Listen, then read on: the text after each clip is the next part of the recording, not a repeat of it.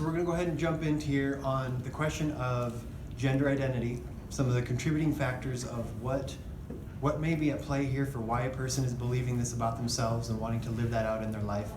And then also, if they are, medical transition is almost always recommended to them.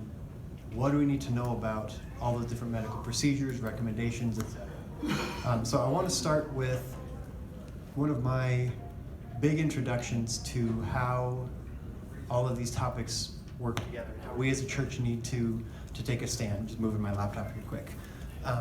So we were at the Capitol and we were working on a piece of legislation. The topic at hand was, restroom privacy. Should boys use female restrooms in public schools and things like that?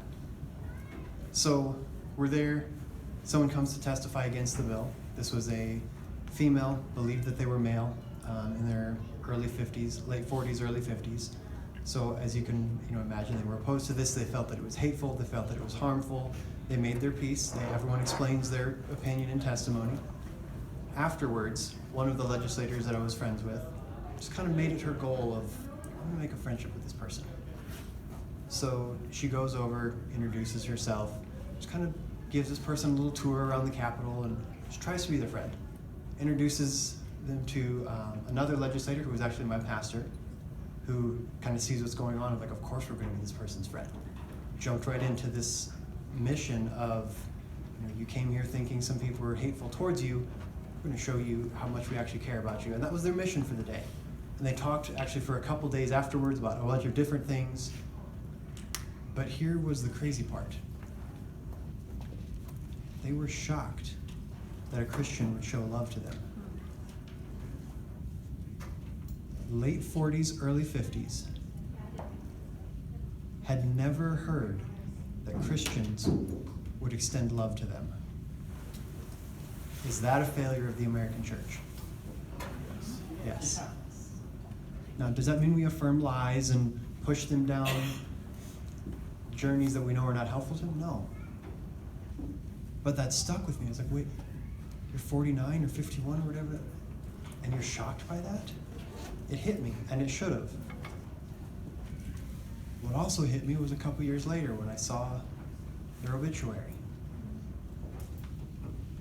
She took her own life.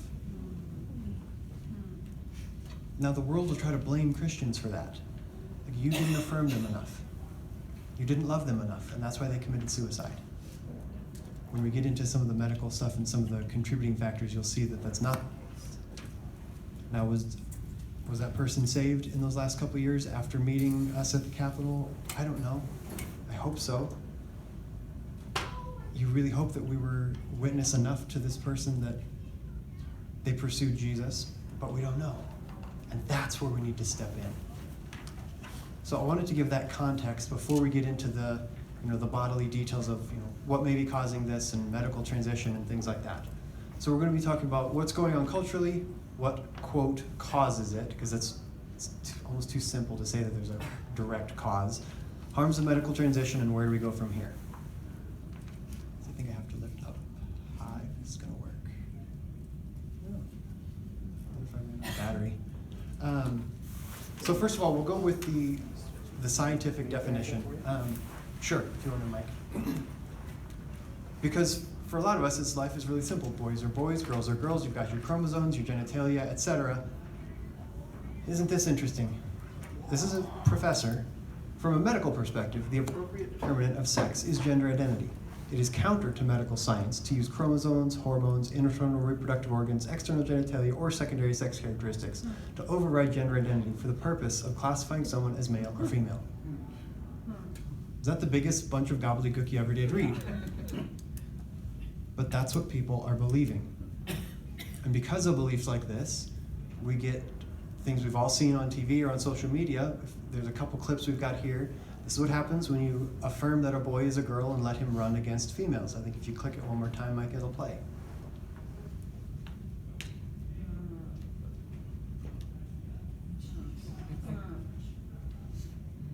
This person's male. This is what happens when we affirm a lie. And there's another one right after this of another similar race. I think you have to hit it twice.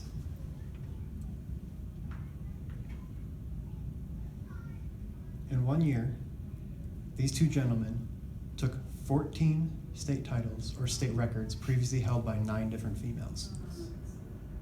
We know the real world implications, and in this case, you can almost say it's low stakes because they lost out on a trophy.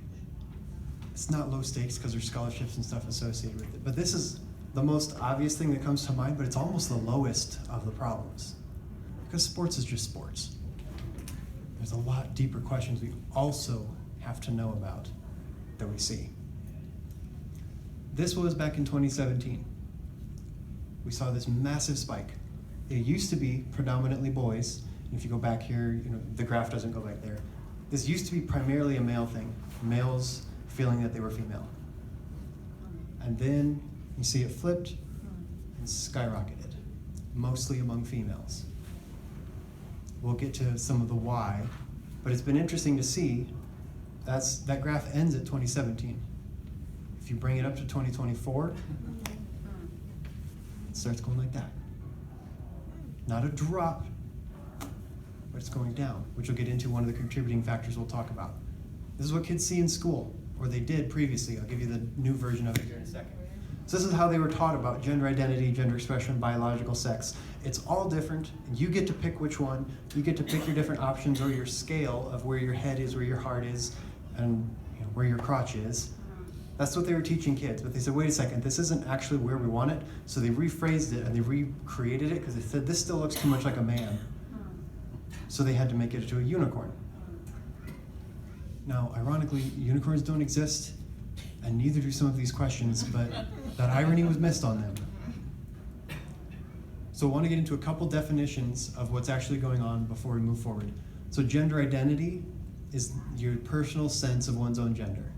It can correlate with your assigned sex or not. That's what people say, that's what people mean when they talk about gender identity. It's the what do I feel that I am. Gender dysphoria is the distress a person feels due to the mismatch of what they believe they are versus what they are. Now here it's important to talk about insurance codes for a second, because if you rewind 5 or 10 years, this was called gender identity disorder or gender dysphoria, and it was a medical condition. They recognized the brain is not ordered correctly, and we need to help here. Well, they said, well, that's too stigmatizing. So they wanted to just remove it from the DSM-5 like they did with homosexual attraction, but they couldn't remove it because if there's no medical classification for it, you can't bill insurance companies when you get into the medical transition procedures that they want. So they had to keep something on the books. So what they came up with is, let's call the distress you feel, that's the problem. So the fact that you believe you are this other sex, well, that's okay. But if you feel distress about it, now we can bill insurance companies, and that's a medical condition that we can solve. Talking about male and female, let's start with some stereotypes and how you build out even what we see as male and female culturally outside of sexes. So I believe we've got a couple boxes here, and this is what you and I would generally, if we had to make stereotypes of what are guys like, what are girls like. Guys are tough and athletic, and girls are sweet and creative, and boys like trucks and girls like dolls, and we have all these different cultural norms, things that are kind of common, things that are normal, what we would call, and that's just normal to a society. This is what the left wants to do. They want to blow up all those stereotypes, right? There's no difference, boys can be this, girls can be that. That's what culturally is happening over here, which is ironic because when you come to the gender identity question, if you're going to move from this box to this box, you'll see there's no boxes to be in. So ironically, they had to rebuild the boxes, which I think is the next slide. And you'll notice here, I have internal belief. So they had to rebuild the box of this is what I believe a female is, and I'm going to believe that I am one. Because essentially, it's all based off stereotypes. Because if have you seen the movie What is a Woman? It's really funny because he's asking all these people who believe you can change genders, who believe men can become women. Okay, what is a woman? All they can really talk about are things like stereotypes and feelings and I feel like a woman. Okay, you feel like a woman, but what is that? If these boxes is all you have, I can see why you're like, oh, I like that box better than the other box if that's all there is. So that gives a little bit of background. let's move into the contributing factors. As Ryan Anderson says in When Harry Became Sally, which is the book recommendation on the little book that we have for you guys today, we have to proceed with caution and humility. Because it's not something we can check the box of, oh, this is what happened to you. I know what you're feeling. I know what you're struggling with. It's not that simple. But there are 8 or 9 things we can go through that often contribute to someone believing the lie. First one is overly simplistic gender stereotypes. Those boxes we talked about. This is mostly the case if you're talking with like a little 3 or 4-year-old. Usually it's the younger kids to where this can contribute. Of, well, boys get to play outside and girls have to help mom with dishes. No.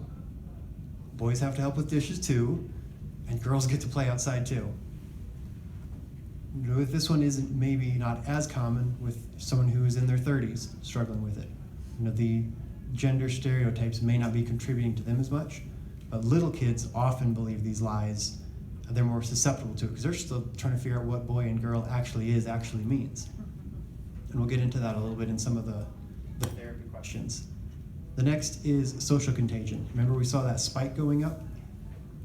What you'll hear is, well, that's because we're diagnosing it accurately now, and we're just finding all these people that always were. There've always been this rate of people who believe this and are struggling with this, but that's simply not the case. Social contagion is a big driver behind this, which is also matches with the fact that it's going down a bit recently. Culturally, we're not as focused on it. Culturally, in some ways, certain voices, certain powers that be in the media or whatever, they're not focusing on it. It's not as cool, quote unquote. And this social contagion thing, we'll get to it in a little bit. There's a bunch of different things that almost prove that social contagion is going on here. A part of that, autism spectrum disorder, is another correlating factor, especially with the social contagion. Now, I have here correlation versus causation, which is really important, because is it accurate to say that autism causes transgenderism? Absolutely not. It is accurate to look at the statistics and say the rates per capita among people who have autism are higher than the general population. For some reason, people with autism are more vulnerable to the lie that they were born in the wrong body. It doesn't cause it. Just for some reason, they may be more vulnerable. We actually have doctors on record essentially saying this, to believing the lie. Just an important thing to keep in mind. Childhood trauma or abuse. This is a big one and a really, really common contributing factor, essentially. And this is where it's important to understand that transgenderism is, the best way to think about it is it's a living suicide. They're trying desperately to leave an old them behind. Something that happened, something they felt, something they experienced, something they perceived about themselves. Many people are desperately trying to run away from that. And so all of these medical treatments and all of the promises they're given, it's this huge light at the end of the tunnel. I can leave this darkness, I can kill that stuff that's behind me, and I can totally leave it behind me. Which if you think of what's it called when you use their old name? We talked about names in the other breakout session. So they've picked a new name. What's it called when you use their old name? Dead naming. The name is dead to them. It's a living suicide. So as we look forward, and we'll get into this in a second, of how do we move forward with a person who's struggling with questions about their gender identity, we have to have a lot of compassion for somebody who's running from something painful. It's totally different from, maybe an older man trying to force himself into the bathroom with young girls. 2 totally different situations. The next one is, again, this is mostly geared towards the younger kids, but it's just a simple belief that the other sex is more valuable.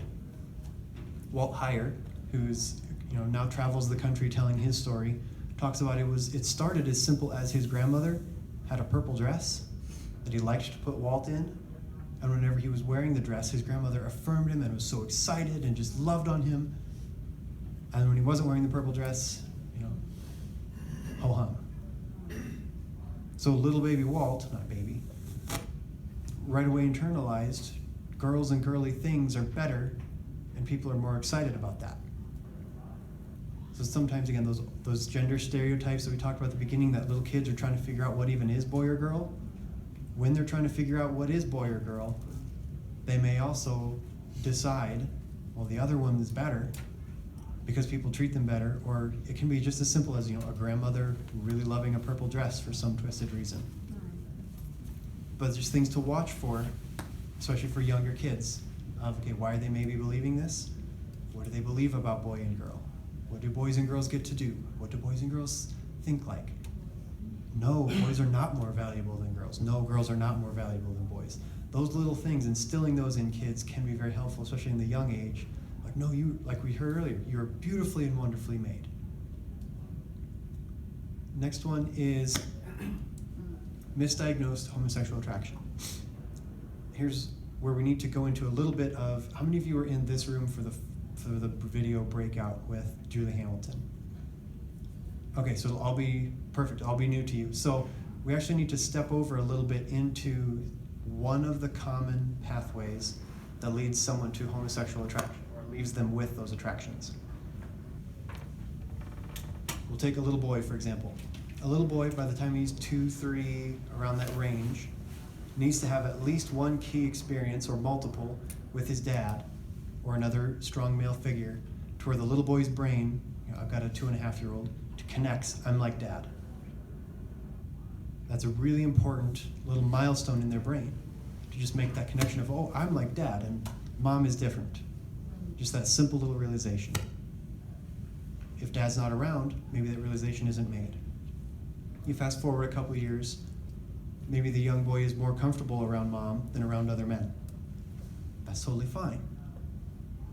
In a vacuum, just to be comfortable around mom or girls, that's fine. But if you haven't made the distinction of, oh, I'm like dad and not like mom, and more comfortable with females, and maybe like those things more often, they almost start, not in a transgender way, almost identifying with. When we say, oh, I identify with that, not identify as, they almost start to identify with females, how they act, what they like to do, and that feels more comfortable to them. And then you bring in the exotic erotic theory, which is essentially, if you kind of feel like I just identify with females better before puberty, guys are the exotic other thing. Once you hit puberty, the exotic can become the erotic. You're attracted to the other thing. I kind of identify with the females, so I'm attracted to this. So if that's a common pathway for a male to grow up and feel the attraction, now you can see where the misdiagnosed homosexual attraction can flip into this. Because you'll see a lot of testimonies of people who were living in the opposite sex. Maybe they did surgeries, maybe they did transition things, and then they, a couple years later, were like, I wasn't trans, I was just gay. Which again, we know there's identity questions there. You're not created gay, you're not a category of person. But in that feeling of like, I identify with the females, so therefore I'm attracted to the males, well, the identify with the females can easily become identify as a female. When in reality, there was just some of that other childhood stuff going on to where you were attracted to males. You said, well, if I'm attracted to males, I must be a girl. So that's how those two things can kind of cross paths or get their wires crossed. And again, I say misdiagnosed kind of loosely because, again, these are not identities. They're feelings. We've talked a lot about creating in us a clean heart. And the biggest one is actually, we'll do this one and then the next one. This is the one that nobody likes to talk about, is autogynephilia. The sexual attraction a male feels when he perceives himself as female. It's like cross-dressing, but taken further down the line. It's a guy who gets his jollies dressing up in women's clothes, is attracted to the idea of himself as female, and that just turns him on. So is a little 3-year-old boy saying he's a girl struggling with autogynephilia? No. Is a 47-year-old male who recently decided to transition and is demanding to go into the female's restroom, Is he wrestling with, overly rigid gender stereotypes? No. So that's where some of these, like the age categories, give us clues into what may be going on. It's also key to keep in mind, we'll go to the next one here with the underlying mental health struggles. Most people, when they come back to, I want to be comfortable in my own body. Why did doctors do this to me? Why did nobody ask? You'll hear over and over and over and over and over again. Why did nobody ask me why I was depressed or help me figure out that I was? There were all these underlying struggles, and they put a trans Band-Aid on it. Do we handle those two situations differently? Somebody who's running from abuse, desperately seeking the light at the end of the tunnel, struggling with depression and anxiety. Do we handle that situation? Are there different things at play than, again, a 47-year-old male who recently transitioned and now is demanding to go to the bathroom with the little girls? They're two totally different situations, both under the same, quote, label as transgender. So that's why it's helpful to have some of these contributing factors, and not that it's our job to go diagnose of, oh, it's 1 and 4, and that's what's going on in this person's life. We don't have to know the answers. But sometimes knowing this context gives us some of the courage we need and some of the information we need to take that first step. How do I maybe come alongside this person? How do I maybe love this person? So next, let's go to a quick caveat, and that's DSDs. You'll notice I did not talk about ambiguous genitalia as a cause of transgenderism. We used to hear this a lot. They're not using it as often. But as soon as you say, well, no, there's boys and there's girls, first thing they say is, well, what about people with ambiguous genitalia? You're saying there's no such thing as trans. With the DSDs, we'll give you some medical statistics here so we can just put that whole discussion to bed. Between 1 in 1,000 or 1 in 1,500 children are born with some form of DSD. The baby comes out, doctor's not quite sure. It's between 1 in 1,000 or 1 in 1,500. So you say, well, that's pretty common. But here's the thing. In that situation, there's a 3-part test they go through. They test naturally occurring levels of testosterone, internal and external genitalia, and their chromosomes. And they get it right nearly every single time. So these DSDs that are 1 in 1,000 or 1 in 1,500, all that means is initially it wasn't obvious. We ran the tests and now we know. So moving on to the medical transition, because this is really what everyone's being pushed to do. All the major medical associations, everybody's pushing people to, you want a live son or a dead daughter, you got to do these things. So there's 2 options. You can either affirm the child and the belief, or you can affirm the child but not the belief. Again, we heard in the practical questions breakout of, like, if you're talking the question of, do you go to someone's wedding, they have to know that you love them. That part is non-negotiable. So I want to talk to you a little bit about they call it the medical conveyor belt. So at 3 or older is when they start socially transitioning. 10 or older, sometimes even younger than that, they start puberty suppression. Around 12, cross-sex hormones. Around 14 is when they start doing surgeries. These are the recommendations. This is what it looks like to affirm the child and the belief. So you start social transition. It starts with name, dress, pronouns, etc. See, it greatly reduces desistance. I want to give a side note there. Desistance is, oh, I believed that for a while. Now I know I'm actually a boy. Now I realize I'm actually a girl. They come back to being comfortable with their biological sex and they want to pursue that. That's desisting. So even using the name, dressing them up differently, reduces their odds of being comfortable and desisting. This is difficult transition and is socially contagious. And we saw that graph earlier. So you've got a little kid, maybe you're using different names, using different pronouns. Had someone tell me just the other day, they were being demanded that they use the wrong pronouns for their 3-year-old grandchild. Otherwise they're going to be cut off. The real question's at hand. So you've got a little kid socially transitioning. Around 10 is when they'll maybe start the puberty suppression. This is where the medical interventions start. So they say, hey, what the doctor will tell the family is we can just pause things for a little while.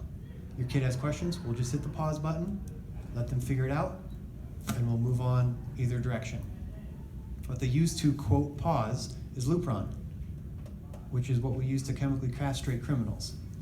And they're using it off-label to arrest the development of children. It affects their brain development, and almost 100% go on to cross-sex hormones. Now, the big thing you're going to hear is it's reversible. These puberty pausers, quote unquote, are reversible. And here's the nuance. Dr. Paul McHugh, I believe, is the one who wrote about it. The best analogy I've seen on it is he goes, imagine 100 padlocks in your body. Those padlocks all have to be unlocked for full puberty growth to occur. He goes, if you've got an 8, 9, 10-year-old and you start injecting Lupron, he goes, think of it like wax. You went and you waxed up all the keyholes to those 100 padlocks. The biological keys can't unlock those steps to start growing in puberty. You have to take the puberty suppressions regularly, otherwise the effects wear off. So when they say reversible, what they're saying is, if you stop taking the injections, eventually the wax starts to deteriorate out of the keyholes, and the biological keys can start unlocking locks again. That's correct. The act of gumming up those padlocks is reversible. The effects of gumming up those padlocks is not. So if you have a 10-year-old, you've arrested their development for 3 years. Now the little 10-year-old boy is 13. His friends have all gone through puberty, gotten like a foot taller, their voices all changed. He didn't. Is he going to feel more like a boy or less like a boy? Plus, there's a whole list of bone development problems, brain development problems, genitalia problems that will come from arresting the person's puberty. And again, almost 100% go on to cross-sex hormones. As of a few years ago, there were no clinical studies of a kid, quote, hitting the pause button and not taking cross-sex hormones. Once you get to the cross-sex hormones, many of the changes become permanent. Sterilization, facial changes, bodily changes. You heard of Chloe Cole? She's a detransition, is now traveling the country saying, like, I've got an Adam's apple, a scarred chest, a deeper voice. She goes, I'll never be able to feed my kids like other mothers. I don't even know if I can have kids. And nobody told me that. There are all of these lifelong biological consequences to taking the cross-sex hormones, and there's no long-term data on the effects of them. So you've got a little boy, a little girl, they've arrested their development through puberty, they're taking the cross-sex hormones to start looking like the other sex, which someone pointed out a couple years ago, a really interesting fact. We have no research on what a testosterone-driven female body does. How do you medically treat? What does the body do? What are the urges? We don't have any research on what a estrogen-driven male frame does. Like, bodies aren't supposed to act that way. So we've almost created another medical category of, okay, if you do X, you now have these hormones driving this body to do certain changes, but it's on this frame. What happens? We don't have long-term data. But we have tons of detransitioners who can tell you what it does to their body. And then you have the surgeries, where they'll do as young as 12 on girls. As soon as puberty starts, their chest starts to develop. We can cut that out and put it back later if you want. Excuse me? No. Again, they'll say it's all reversible. You can talk to Billy. You can talk to Chloe. I've met all these people that have had the surgeries. They'll tell you the gruesome details. I could tell you today if you wanted, but you don't. These surgeries are not reversible. They are cosmetic attempts to make things look like other things. Now you'd say, okay, that's a really crazy journey that somebody would go on with a lot of steps, a lot of changes, a lot of commitments, a lot of decisions. Why? Again, maybe they're desperate to leave something behind. One thing leads to the next. And if you've got a light at the end of the tunnel, a promise of relief, a promise of wholeness, a promise of happiness, each of these things are going to, in the short term, feel better. When girls feel like they're a boy and they go on testosterone, it makes them feel better. They are happier about it. They like it. They are encouraged by the changes they see. Each step affirms that they are getting closer to healing in their mind. That's why they keep taking the next step. When they get the surgeries to make things look different, most of the time they feel great. Finally, I'm where I'm supposed to be. Till 5 years down the road. That's what they've identified as the honeymoon period, they call it. Once you get about that 5-year mark, for some it's right away. For Billy, he said it was days after. It's like, what did I just do to myself? But for most, it's around 5 years later. They realize, okay, what did I do? This didn't bring me the healing that I wanted. All of those previous questions are still there. All of those hurts are still there. And that's when you see the 19 times higher rate of suicide. So they'll tell you as a Christian, if you don't use their pronoun, they're going to kill themselves. If you don't affirm them, they're going to hate their body and they're going to hate themselves and you're going to send them down a road towards suicide. No. Putting them on the medical conveyor belt is sending them towards a 19 times higher rate of suicide than the general population. Now, for me, when I look at this, pronouns suddenly become really, really. I said, well, does it matter if you use a him or her with my grandson or my friend? Or it's the first step that they've studied always leads to the next. So you start with a lie, you affirm them down the wrong path, medical intervention comes in, and you end up with a scarred body.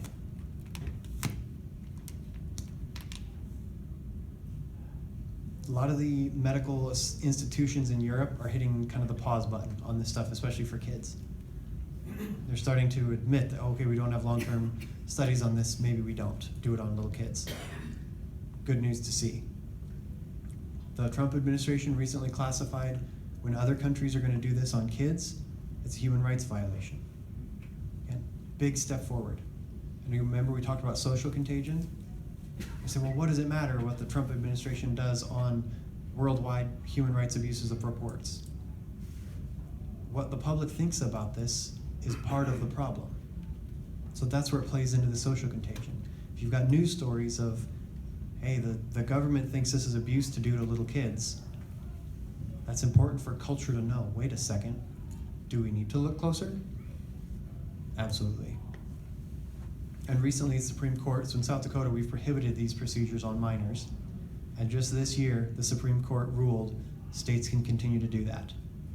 Which we've seen some goofy things come out of the Supreme Court. You know, the ACLU and the others wanted the Supreme Court to strike down that law and says, no, you can't, prohibit care, quote, for little kids. But the Supreme Court ruled, yes, states can protect minors from these procedures. And here in South Dakota, we are. So if we move to affirming the child and the belief, or not the belief, because we're not going to go down medical transition. We know where that road leads. A few suggestions. Flexibility in gender stereotypes. Sounds a little funky to say, but making the little boy who thinks he's a little girl, making him play with trucks, it's not going to help things. You tell the little boy you want to play with the dollhouse, okay, that's fine. If we double down on the idea that boys do exactly this and girls do exactly that in reaction to what's going on, it may actually cause more problems. Boys love to paint. Girls love to drive tractors. All of that is fine. And if we're not comfortable with that, we may be contributing to the problem. Healthy friendships is huge because isolation is oftentimes what can continue pushing people down this path, because one of the key things they always say is, I found this online community and finally I had a place to belong. I felt I was the opposite sex. I found a bunch of other people who feel that way. Finally I had friends. Finally I belonged. Finally I had a community. It's our role as the church to be that hand up, to be the neck they can hug. Healthy friendships and community are key. And talk therapy. There are states that actually ban this. They prohibit pastors and counselors, like you heard Nick and Chris today. There are certain states in the United States where they are not allowed to talk to a little boy if the little boy wants to be comfortable being a little boy. It's illegal. They would be required by law to tell that little boy who feels like he's a little girl, but actually wants to be a little boy, nope, you're a girl. You're right. Those feelings are right. It's illegal. One of the really fascinating stories, again, talking more about the little kids, of how they sometimes believe the lies, is there was a counselor telling a story of a little boy came in telling the counselor, I have a girl brain. The counselor, like we heard, ask questions, tell me more about that. And so they just started talking, well, because my brain is full of girl things. I'm a little boy, but I have a girl brain. And the counselor was super creative, grabbed a piece of paper and a blue marker and a pink marker and said, let's draw the things in your brain. And so the little boy started coming up with things he likes and things he thinks about and things that are in his brain. And there were a whole bunch of things that they wrote that they draw with pink markers and a few things that they drew with blue markers. The counselor just left it at that. Like, thank you for explaining how you feel, kind of thing, just asking the questions. They kept doing that exercise. And each time just adding things like, what else is in your brain today? And they would, if it was something that the little boy called a girl thing, they colored that object in pink. And if it was something that the little boy said, well, that's the boy thing that's in my brain, they drew the object in blue. And after a few sessions, the little boy looked at all of the blue things that he had done. He goes, oh, well, maybe I do have a boy brain. I just like some of these other things too. But again, for a little 4-year-old who's trying to figure out what even is boy or girl, that counselor was really, really wise of like, let's visually help this little kid figure out, look, your brain can have all these things in it and you still have a boy brain and you're created and fearfully and wonderfully made. Talk therapy, because again, we need to come alongside people with struggles. So we've got just a few minutes left. Where do we go from here? First of all, I think you've heard it in just about every session today, is compassion for people who are hurting. If you're running from abuse, if you have anxiety, if you have depression, all those different things, I wouldn't even say 9 times out of 10, 99 times out of 100, somebody with gender identity struggles needs a bear hug first. And if you don't know them, then that'd be weird. But you know what I mean? Coming alongside the person is what they need first. People should not be shocked that Christians can show love to somebody who believes that they're the other gender. Boldness in confronting lies and protecting the vulnerable. This is the part where it can get a bit uncomfortable. For example, if there's a guy who is demanding to go into the women's restroom, no. It doesn't matter if they're offended. It doesn't matter if they feel hurt. No. You're a 45-year-old man. You're not going in the restroom with my wife and daughter. Period. End of story. We need to be bold. And the same with confronting lies. You don't have to actively, like if someone says, oh, I'm a girl or I'm a boy, you don't have to actively antagonize them. But we can't affirm the lie that's taking root in their soul, that they're believing about themselves. On this, words matter. Pronouns matter, names matter. The way we even talk about this matters. I would challenge you, try to, for example, the word transgender, try to rephrase things. Give yourself a challenge. Okay, let's actually talk about what's going on here. So all those different buzzwords, cisgender, transgender, wipe all those out for a time. This, a person who believes that they're the opposite sex. They are, my niece who believes she's a boy. You talk about reality. Because even in culture, we'll talk about like the homosexual question of, well, these people are gay. There's a whole lot wrapped up into that few little words. My cousin is gay. That's with their identity, they're a category of people, that's how they're made. All of that is wrapped into that one little phrase, which is not true, but you almost inadvertently confirmed by using the easy phrase. My cousin who's gay. First of all, do we need to know what their sexual attractions are, period? I don't care what any of your cousins are attracted to necessarily, you know what I mean? It's my cousin. And if you have to talk about that question, or if that's the topic at hand, feels homosexual attraction. My cousin's attracted to other guys and is really wrestling with that. Think about the way that we're talking, Because if we're using the world's labels that are full of the world's lies, and then expecting to point the person to truth, we're cutting ourselves off at the knees. So that's where I want to leave you guys with on this topic here, and we'll have just a couple minutes in the main room for a couple final notes, a couple stories, and then we'll have you guys out of here. We're just a little bit over time, I apologize, but we'll have you guys out here in just a couple minutes. We'll be around for questions afterwards if you want to hang out. But thanks for stopping here. We'll see you in the main room for just a couple minutes for closing remarks.